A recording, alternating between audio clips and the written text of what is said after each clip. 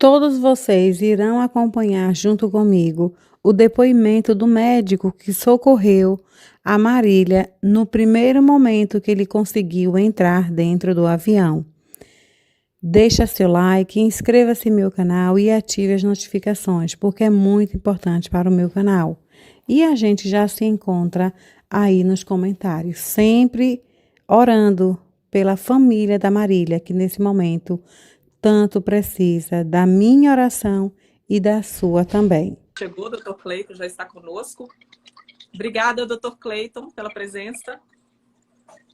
Imagina, Fernanda, né? Obrigado a vocês. E estou aqui disponível, talvez, para tirar algumas dúvidas e esclarecer, né, o que realmente aconteceu.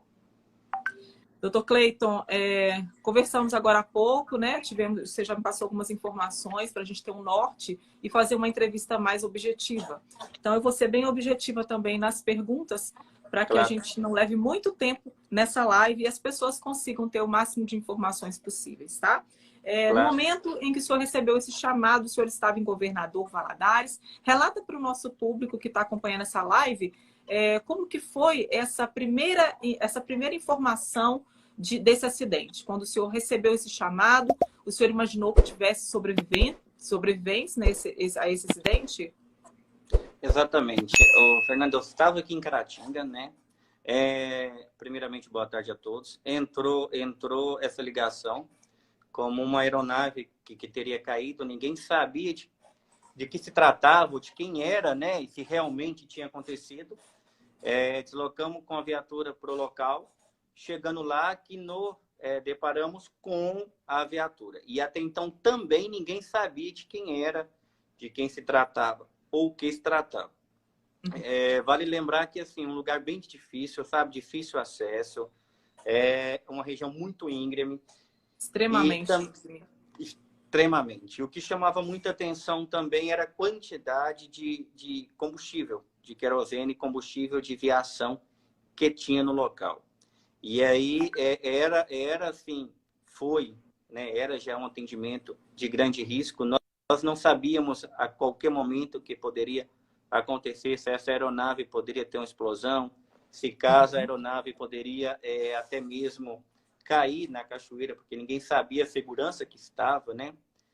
E aí eu cheguei no local, mas tinha uma correnteza muito grande ali naquele local onde a aeronave estava. Muito grande, exatamente. Tinha uma correnteza muito grande.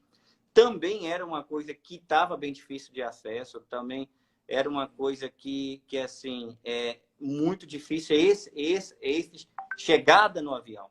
Para vocês terem noção, o lugar que o avião caiu tinha mais ou menos um espaço de uns 30 a 50 centímetros, e ele descia uma correnteza muito forte. E aí era um dos perigos nossos, que tínhamos de cair naquele local e ir para debaixo da aeronave. E assim, ninguém sabia se íamos ficar debaixo da aeronave, se poderia acontecer o pior. Então, assim, isso era uma das coisas que talvez foi a dificuldade para o resgate.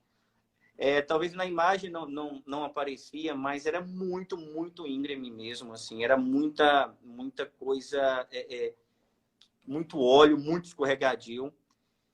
E aí eu cheguei na aeronave, né? Pessoal, obrigado aí pelos elogios, né? Fica até sem graça, não é isso tudo, mas tudo bem, obrigado, viu? E aí eu cheguei na aeronave, a aeronave estava aberta, né? O pessoal já tinha rompido a porta. E ao entrar na aeronave, eu me deparei com toda a situação.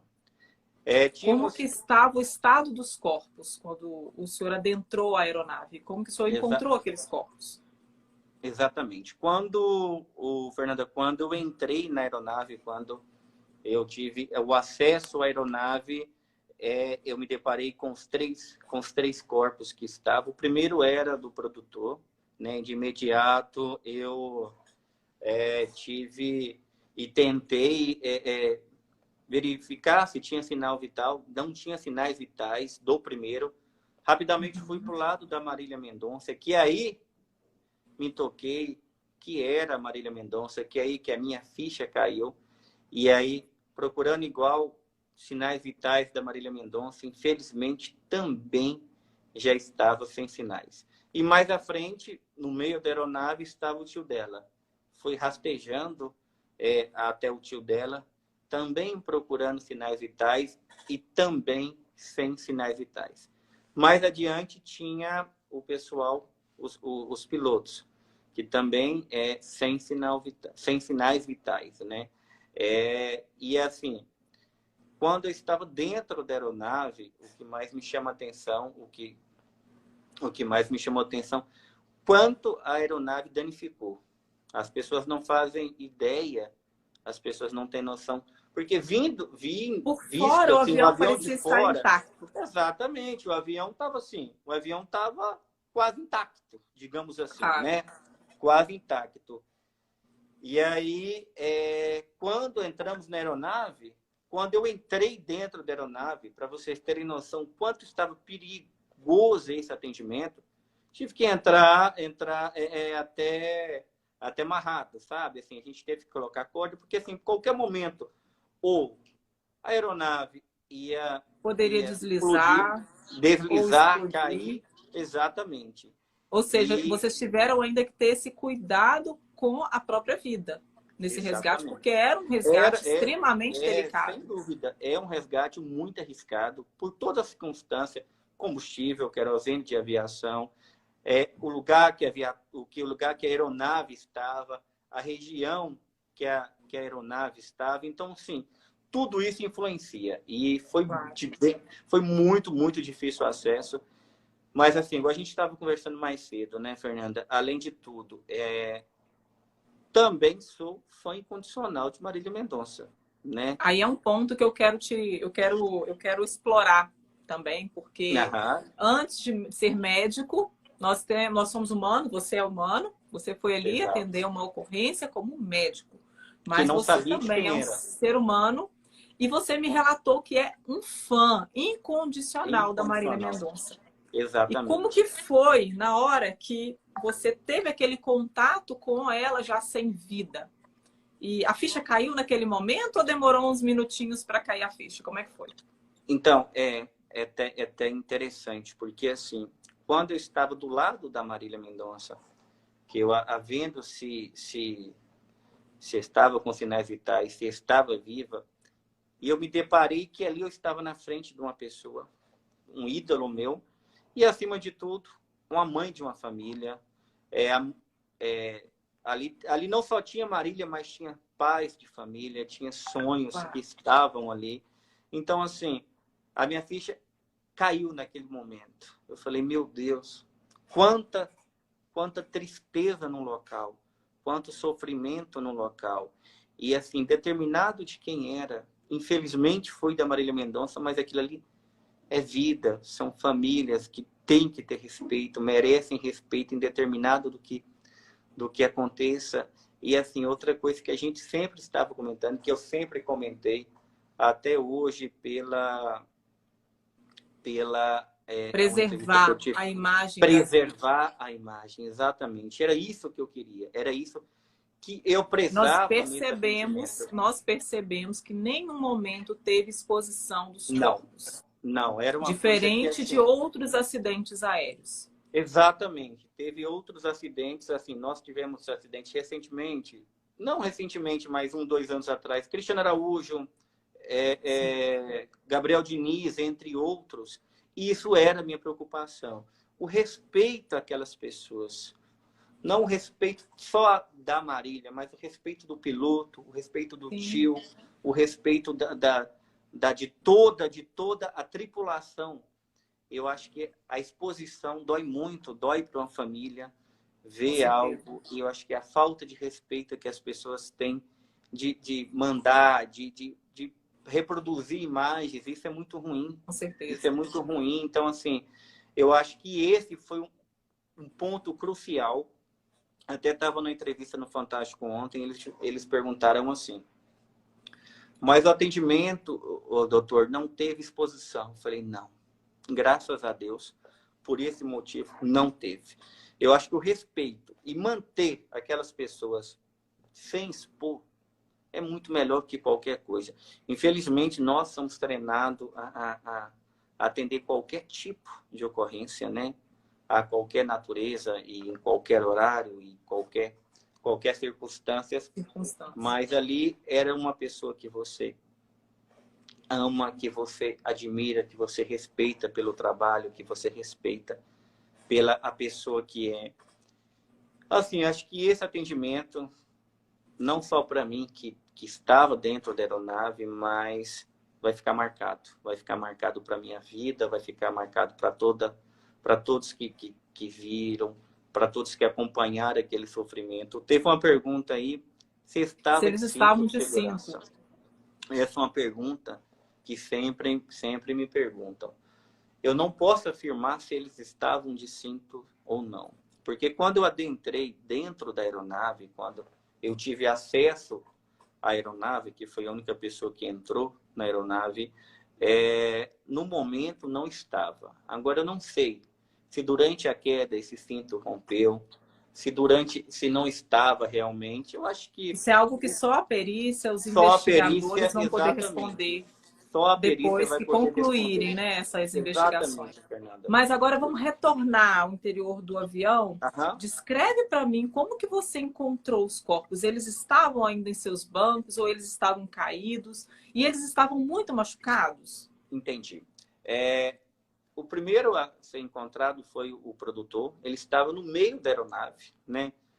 Nenhum teve fratura exposta, nenhum teve evisceração de órgãos, ou seja, órgãos saíram para fora da cavidade.